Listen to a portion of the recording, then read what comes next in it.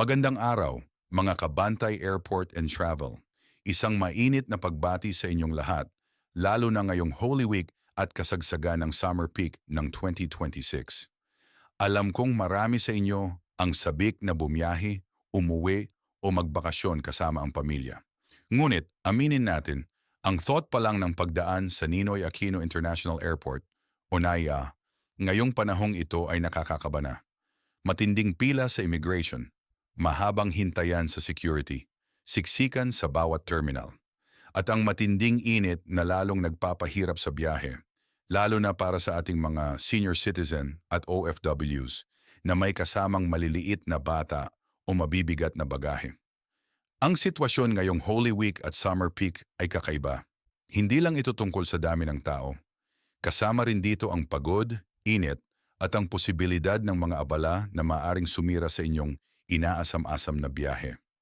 Para sa mga senior, ang matagal na pagtayo o paglalakad ay hindi lang nakakapagod, kundi maaari ring maging sanhi ng health risks.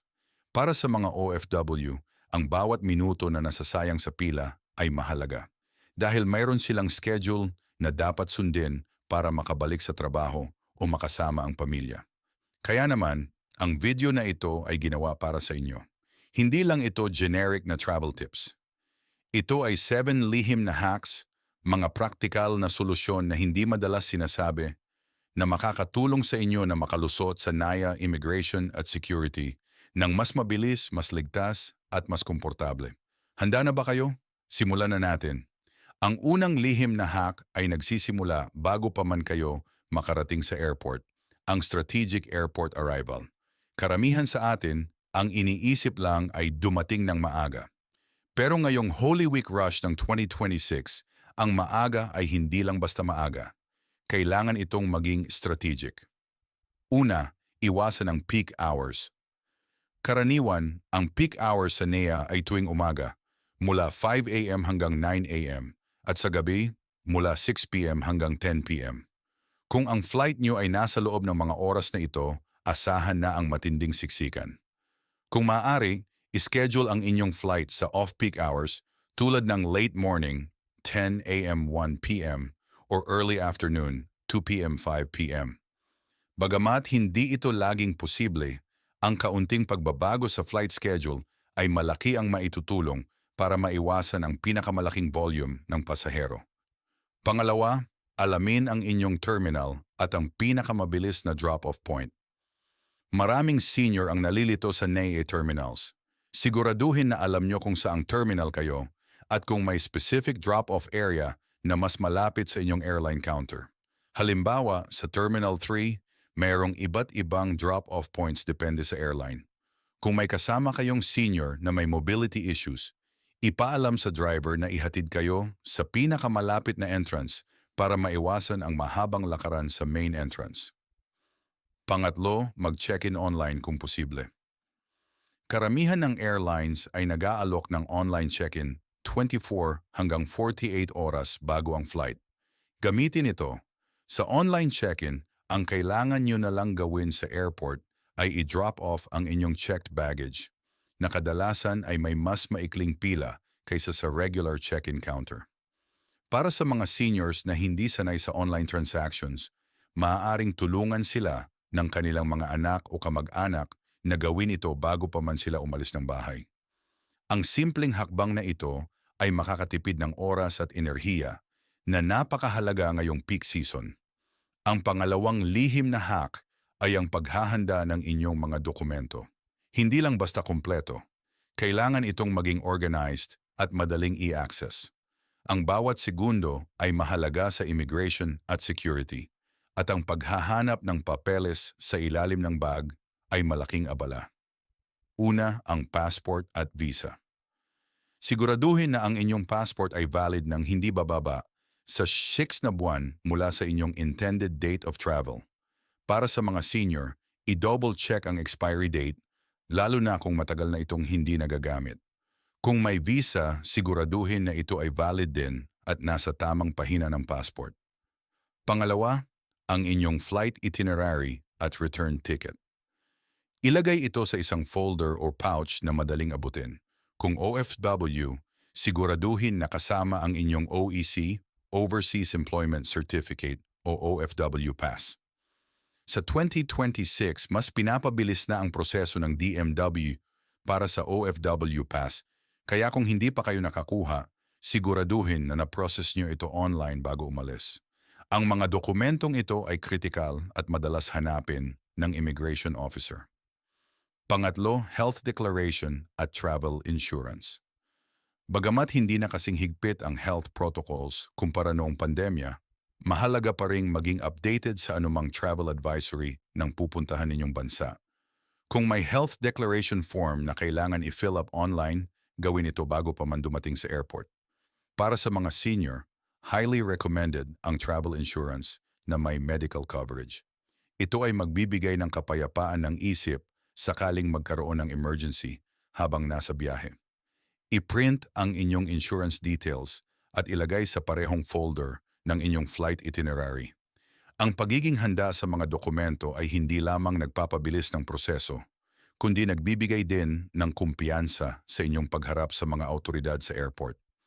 Ang pangatlong lihim na hack ay ang paggamit ng mga pribilehiyong para sa ating mga senior citizen at persons with disability, PWD.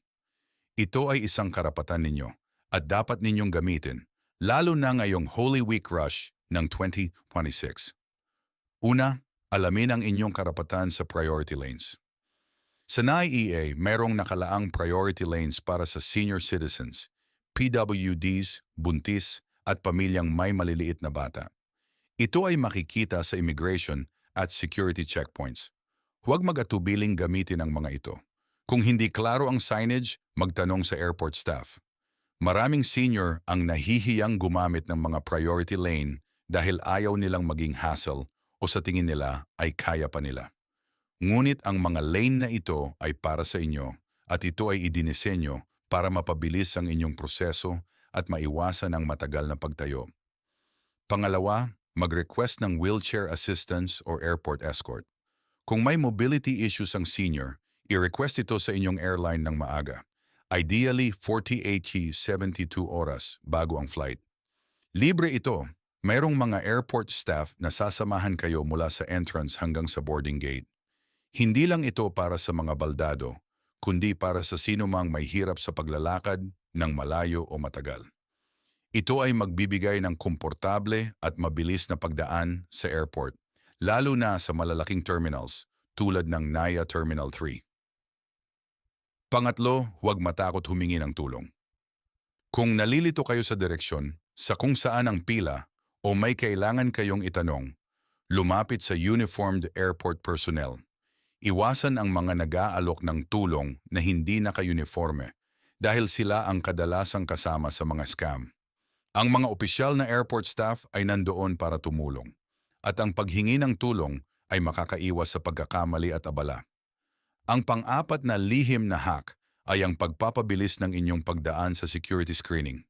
Ito ang isa sa mga pinakamatagal na bahagi ng airport process, pero may mga paraan para mapabilis ito, lalo na para sa mga senior at pamilya. Una, ang liquids rule. Alalahanin ang 3-sewer-1-1 rule para sa hand carry, 3.4 ounces, 100 ml, o mas mababa bawat container, at lahat ng liquids ay dapat kasya sa isang quart-sized, 1-liter, transparent, resealable bag. Para sa mga senior na may maintenance medicines, ito ay exempted sa 100 mml rule, pero siguraduhin na may reseta kayo mula sa doktor na nakasulat sa pangalan ng pasahero. Huwag ilagay sa maleta ang mga gamot na kailangan nyo sa flight. Ilagay ito sa hand carry at madaling abutin. Pangalawa, ang mga electronics. Ilabas ang lahat ng laptops, tablets at power banks mula sa inyong bag at ilagay sa separate tray. Para sa mga senior, ihanda na ito bago pa man kayo pumila para hindi na kayo maghahanap sa loob ng bag. Tanggalin din ang mga relo, sinturon at alahas bago dumaan sa metal detector. Kung may medical implant tulad ng pacemaker, ipaalam ito sa security officer bago dumaan sa metal detector. Pangatlo, ang inyong suot. Iwasan ang mga sapatos na mahirap hubarin tulad ng boots at pumili ng komportableng sapatos na madaling tanggalin kung kinakailangan. Iwasan din ang mga damit na may maraming metal accessories. Ang pagiging handa sa mga ito ay makakatulong na hindi na kayo kailangan pang magpaliwanag o magantala ng pila.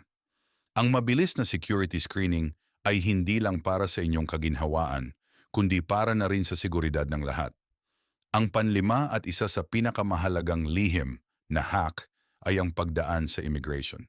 Ito ang bahagi kung saan maraming Pilipino ang kinakabahan, lalo na ngayong 2026 na mas lalong humigpit ang protocols.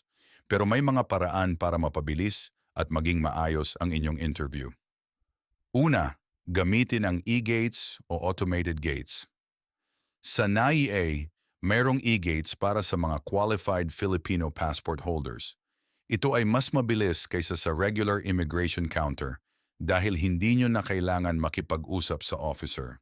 Scan lang ang passport, fingerprint at face recognition. Para sa mga senior na sanay gumamit ng technology, ito ay isang malaking advantage. Kung hindi kayo sigurado kung paano gamitin, mayroong airport staff na nakabantay na maaaring magbigay ng tulong. Tandaan, hindi ito para sa first-time international travelers o mga may problema sa passport. Pangalawa, ihanda ang inyong biometrics at finger scanning. Kahit dumaan sa regular counter, kailangan pa rin ang biometrics. Siguraduhin na malinis ang inyong mga daliri para madali itong mascan. Kung may kasamang pamilya, siguraduhin na magkakasama kayo sa pila at sabihin sa officer na kayo ay magkasama. Ito ay makakatulong para sa isang family interview na mas mabilis at mas coordinated. Pangatlo, ang tamang sagot sa mga tanong ng immigration officer. Hindi ito interrogation, kundi verification. Maging tapat, direkta, at kalmado. Ang mga karaniwang tanong ay, saan ang punta nyo? Ano ang layunin ng inyong biyahe? Kailan ang inyong balik? At may sapat ba kayong panggastos?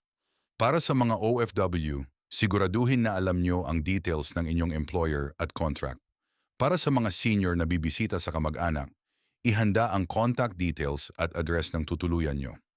Ang pagiging handa sa mga sagot na ito ay makakaiwas sa anumang pagdududa o pagkaantala. Matapos makalusot sa immigration, hindi pa tapos ang laban. Ang pang-anim na lihim na hack ay ang pag-navigate sa baggage claim at pagpili ng tamang transport option, lalo na ngayong Holy Week rush ng 2026. Una, ang mabilis na baggage claim. Pagkababa ng eroplano, diretso agad sa baggage carousel. Alamin kung saang carousel ilalabas ang inyong bagahe. Mayroong mga screen sa paligid ng baggage claim area na nagpapakita ng flight number at kung saang carousel. Para maiwasan ang pagnanakaw, huwag iwanan ang inyong bagahe ng walang bantay. Para sa mga senior na may mabibigat na bag, mag-request ng porter assistance. May bayad ito, pero sulit kung ayaw nyo ng mahirapan. Pangalawa, ang customs declaration. Kung may dala kayong pasalubong na lampas sa allowable limit o may restricted items, siguraduhin na ideklara ito sa customs. Mas mainam na maging tapat kaysa makumpiska ang inyong gamit o magmulta. Mayroong mga customs officer na nakabantay at may mga random check na ginagawa. Para sa mga senior, iwasan ang pagdadala ng mga bagay na maaring maging dahilan ng abala sa customs, tulad ng mga pagkain na may label na fresh or raw na hindi pinapayagan sa ibang bansa. Pangatlo, ang safe at convenient na transport options. Pagkalabas ng customs, mag-ingat sa mga nag-aalok ng private transport na hindi naka-uniforme o walang ID. Ito ang madalas na modus ng mga scammer. Mayroong official airport taxis, yellow taxi, coupon taxis, at ride-hailing apps tulad ng Grab. Kung may kasama kayong senior, mas mainam ang coupon taxi o Grab dahil mas komportable at presyong basehan. Iwasan ang matagal na paghihintay sa labas ng terminal sa ilalim ng init ng araw. Lumapit sa designated transport desks o booking booths para sa seguridad at kapayapaan ng isip. Ang panghuling lihim na hack ay ang paghahanda ng inyong personal na airport survival kit. Ito ang mga essential na makakatulong para maging komportable ang inyong biyahe, lalo na ngayong Holy Week rush ng 2026 at matinding init. Una, hydration at snacks. Ang matagal na paghihintay at paglalakad ay nakakapagod at nakakauhaw. Magdala ng empty water bottle na maaaring i-refill sa water stations pagkatapos ng security. Magdala rin ng light snacks tulad ng biscuits o trail mix. Para sa mga senior, siguraduhin na meron kayong sapat na tubig at snacks, lalo na kung may maintenance medicines na kailangan inumin sa tamang oras. Ang dehydrated na katawan ay mas madaling mapagod at magkasakit. Pangalawa, power bank at entertainment. Ang inyong cellphone ay mahalaga para sa komunikasyon at pag-check ng flight updates. Siguraduhin na fully charged ito at may dala kayong power bank. Magdala rin ng earphones at downloaded movies, e-books o music para sa inyong entertainment habang naghihintay. Ito ay makakatulong para hindi kayo mainip at mapansin ang matagal na paghihintay. Para sa mga senior, maaaring magdala ng paboritong libro o crossword puzzle. Pangatlo, first aid kit at personal hygiene items. Isama sa inyong hand carry ang maliit na first aid kit na may band-aid, pain reliever, at inyong maintenance medicines. Magdala rin ng hand sanitizer, face mask, at wet wipes. Ang mga ito ay mahalaga para sa kalinisan at kalusugan, lalo na sa mataong lugar tulad ng Naya. Ang pagiging handa sa mga maliliit na bagay na ito ay malaki ang maitutulong para sa isang stress-free at komportableng biyahe. Tandaan, ang paghahanda ay susi sa isang maayos na paglalakbay. Ayan mga Kabantay Airport and Travel, tinalakay na natin ang 7 lihim na hacks sa Naya Immigration at Security na napakahalaga ngayong Holy Week rush at summer peak ng 2026. Mula sa strategic airport arrival, tamang paghahanda ng dokumento, paggamit ng priority lanes, streamlined security, immigration fastpass, post-immigration survival, hanggang sa paghahanda ng inyong airport survival kit. Bawat hakbang ay idinisenyo para protektahan at bigyan kayo ng kapangyarihan sa inyong paglalakbay. Naaalala nyo, ang Bantay Airport and Travel ay laging nandito para magbigay ng praktikal na gabay at proteksyon, lalo na sa ating mga senior citizen, OFW at retirees. Hindi lang ito tungkol sa pag-iwas sa abala, kundi sa pagtiyak ng inyong kaligtasan, kaginhawaan at kapayapaan ng isip sa bawat biyahe. Ang pagiging handa ay hindi lang nagpapabilis ng proseso. Ito ay nagbibigay sa inyo ng kumpiyansa at kontrol sa inyong paglalakbay. Kaya ngayong Holy Week at sa buong summer season, gamitin ang mga hacks na ito. Ibahagi ito sa inyong pamilya at mga kaibigan na bibiyahe rin. Kung mayroon pa kayong ibang tips o karanasan na gusto nyo ibahagi, i-comment lang sa ibaba. Gusto naming marinig ang inyong mga kwento. At kung nagustuhan nyo ang video na ito at gusto nyo pa ng ganitong uri ng practical na gabay, huwag kalimutang mag-subscribe sa Bantay Airport and Travel. Pindutin na rin ang notification bell para laging updated sa aming mga bagong video. Laging mag-ingat sa inyong paglalakbay at sana'y maging ligtas at stress-free ang inyong Holy Week at summer vacation. Hanggang sa muli at maraming salamat sa panonood.